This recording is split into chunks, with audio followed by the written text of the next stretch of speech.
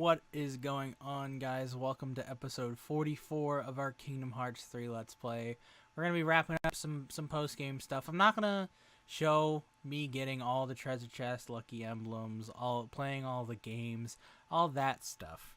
Today, we're here for one thing and one thing only. And actually, this is going to be recorded on many different days because, as you saw in the last episode, we couldn't play the cutscene, and this is the cutscene that comes immediately after the credits.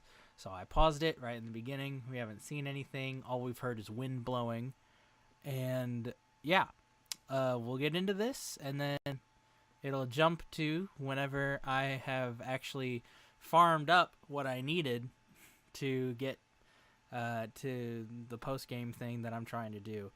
We will have the ultimate weapon before, well, I mean, I'll get it before I start, so we'll have it when we come back from these scenes, however many there are right now.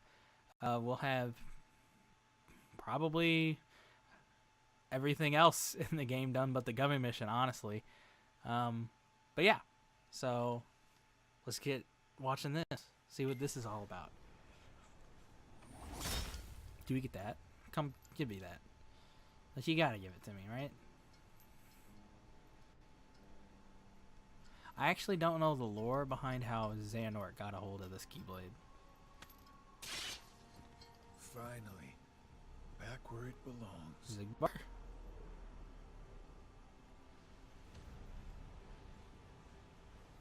Like, I know Zigbar's voice. That's Zigbar. And the black box. And I don't know the names of these people, but I've seen them. They're in the thingy. They're the leaders of the factions that were during the Keyblade War.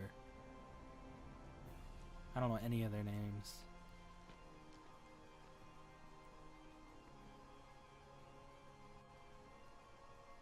Did you summon us back? Yep.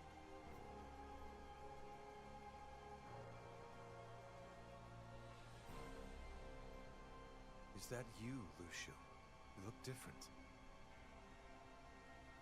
Haven't heard that name in a long while.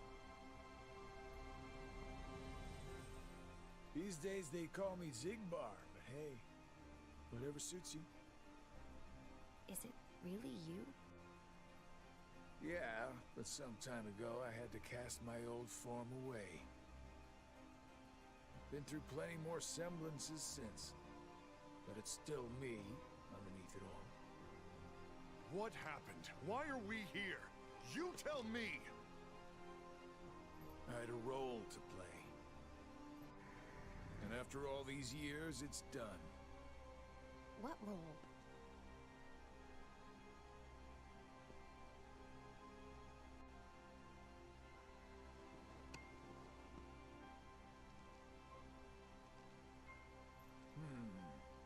I guess Ava didn't make it after all.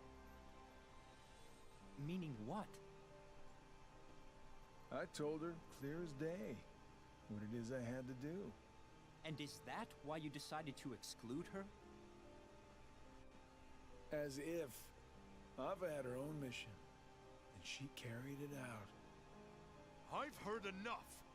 Lucio, what was your role?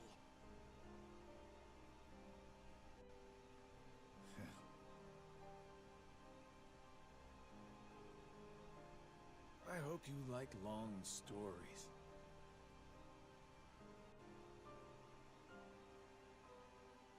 What?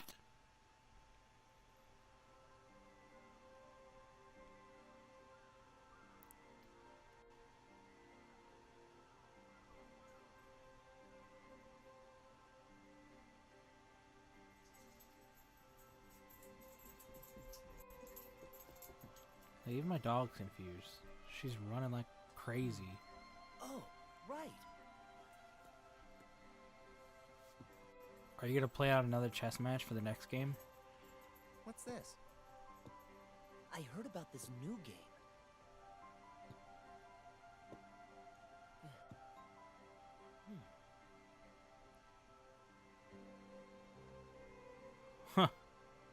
7 black pieces. And? Just watch. The black pieces had the heads of the masks. Some of them did. Not all of them. Well,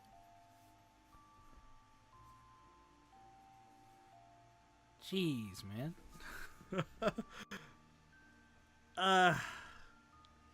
So I don't know what to think right now. Oh yes, let me see the battle report. How many times did I cast fire?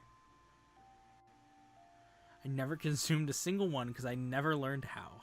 Nice. Didn't even bother to look it up. I couldn't use it in the menu. That was enough for me. Happy Gears, most used. Distance traveled? That's a new one. It's actually pretty short. 54 miles isn't very long. To think that we traveled through all the worlds and it was only 54 miles. 2,264 enemies defeated. There is a trophy for getting 5,000. We got the 1,000 one. So, Proud mode, yeah. Lucky emblems, 19 out of 90. That tells me how many there are. 12% gummy ship completion. Took us 30 hours and 12 minutes and 58 seconds. Well, we did it. We finished the game, and I know it's probably awkward because the video is not over yet, but it will be for me because I got a lot of grinding to do. My overall thoughts: very good game. It's very well made. The only combat issue I have is the camera lock being targeted. It is very wonky sometimes where you can't see what's going on or where Sora is. That being said, the unlocked camera is better than I think it's ever been in combat. So it's kind of a balance between the two. I wish, if the lock would just work properly camera-wise, it'd be even better.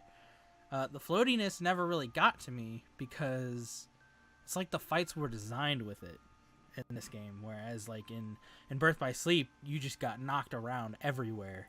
Like, characters are in the air for you to get up to them, basically, is what it feels like.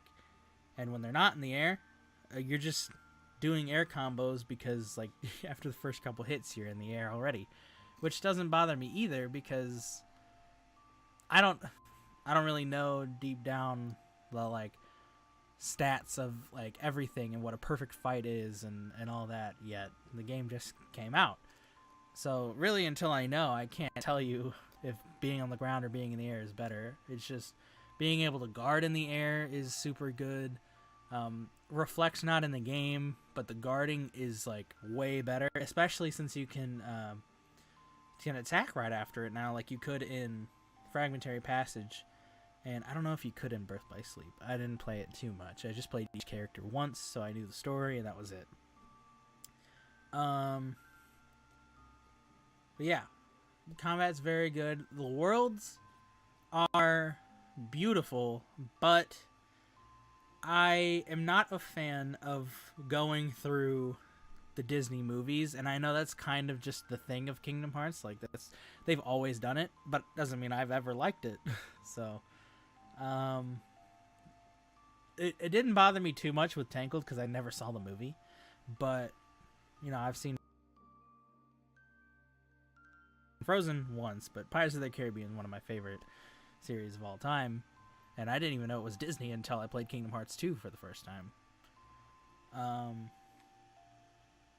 Other than that, the only other flaw that I see with the worlds is you didn't get to go to some of the places that you would think you would be able to. For instance, Toy Story. Could have gone inside Andy's actual house. Pizza Planet. Pizza Planet is like one of the biggest things from Toy Story. Also, I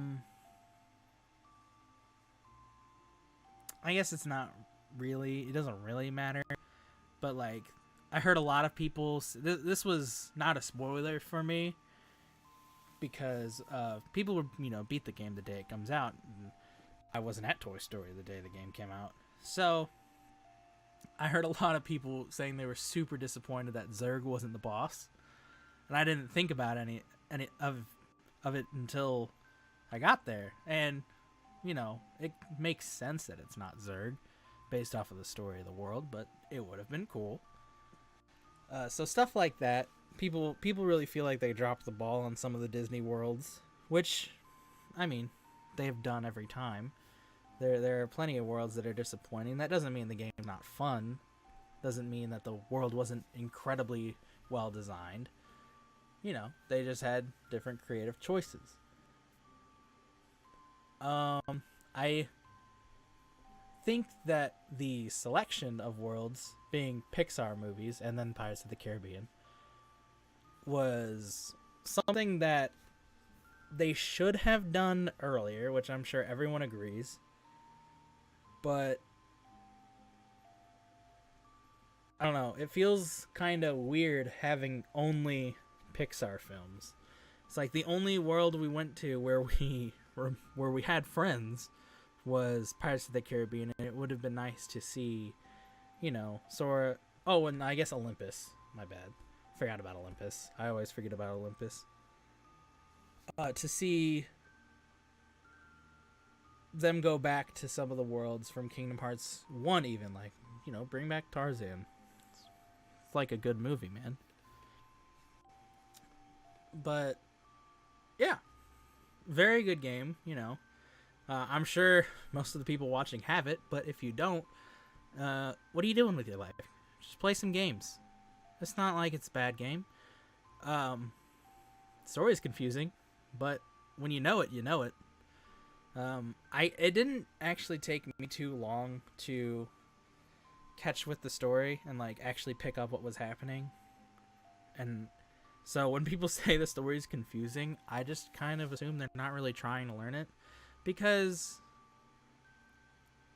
it is, I guess it is confusing, but I don't know. I was just so passionate that I wanted to know and I understood, which I'm also probably not the best person to tell you this game is good, because there's nothing that I really hate about it, because this series means a lot to me. So if you guys want to know more, you know, just leave comments and I will reply to them with my thoughts, opinions. You got questions, let me know. And yeah, I will be grinding this game, and I'll see you guys when I'm done, even though it's like half a second for you. So see you guys later. What is going on, guys? We are here. Ignore the clanking of wood. I forgot to move something and just kicked it, so now it's moved anyway. We are here fighting Dark Inferno, the secret boss, Battlegate number 14 of Kingdom Hearts 3. I am actually not doing this live, so this is from like the capture gallery. I just saved the footage and recording it now while commentating over it. As you see, we have the Ultima weapon, and I said this is going to be the last thing that we do in the game. Like, I'm going to hit level 99 and everything before it, but I was level 57 when fighting him. I got the Ultima weapon, and I was like, you know, this is probably going to be easy. It took me a few tries. A few times I died, like, before actually hitting him, because I'm just bad. Sometimes, you know, you get into that mentality where, like, if you get hit on the first thing he does, you don't want to waste time healing it and waiting for the MP recharge, so you just let yourself die. That kind of happened a few times, so there's that. He's a very good boss. I think he's very appropriately challenging. I like bosses that really like evolve as the fight goes on and make you have to change everything. He has 3 phases. Right now it's in first phase. Red is phase 2 and purple is phase 3. Or actually the other way around. Purple is phase 2. Red's phase 3. I forgot and now remember. So yeah, purple is 2. He's currently in phase 2. It changes his attacks. You know, he has less windows of opportunity for you to like retaliate. He's kind of able to be attacked there, but I think you have to be like right above him when he does it, because you have to have the time. The neat thing about this attack with the orbs is he will always pop up exactly where he fell into the ground, and he is vulnerable after it. so you can just get near them and get a combo going on them. This is gonna be the final episode of our Kingdom Hearts 3 Let's Play.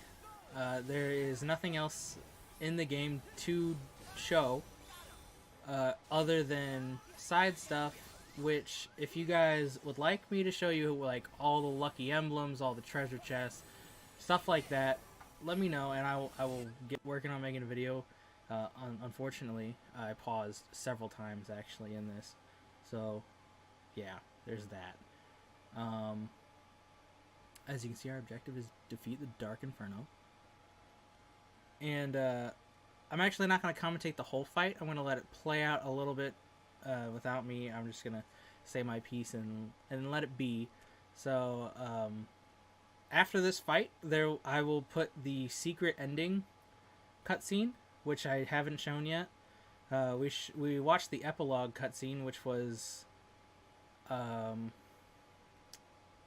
Zigbar doing his thing, Lushu, otherwise known as to all the other masked people. But the secret ending, the ending that, like,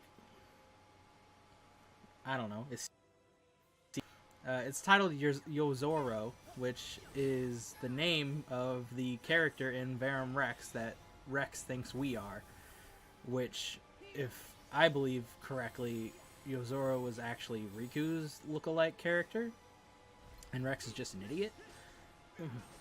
But that's just me. I'm not sure what the Verum Rex characters' names are. If they haven't been. Yeah, we paused again. We're idiots. It's okay. They haven't really been shown or titled. But the secret, I've seen it. The secret cutscene kind of sort of hints to that, as well as for those of you who don't know, there is another Square Enix game. I think it's only on the DS, but it's the characters that were in Dream Drop Distance, whatever their game was named. I totally forgot because I've never played it or heard of it until Dream Drop Distance. But the city, spoilers, I guess, they're in a city in the cutscene, and the city is based off of that game. So that's just a little theory away at that before we wait another 10 years to find out what it means. So with that, thank you guys so much for sticking through this this LP with me, and one of my favorite series of all times. We got 2 back-to-back, but tomorrow, or actually, when does this go up? I don't know. It's either going to be tomorrow or Monday. Actually, it'll be Monday no matter what. I'm lying to you. It won't be tomorrow. My OCD tells me to upload on Mondays first for an LP, so I'm going to do it.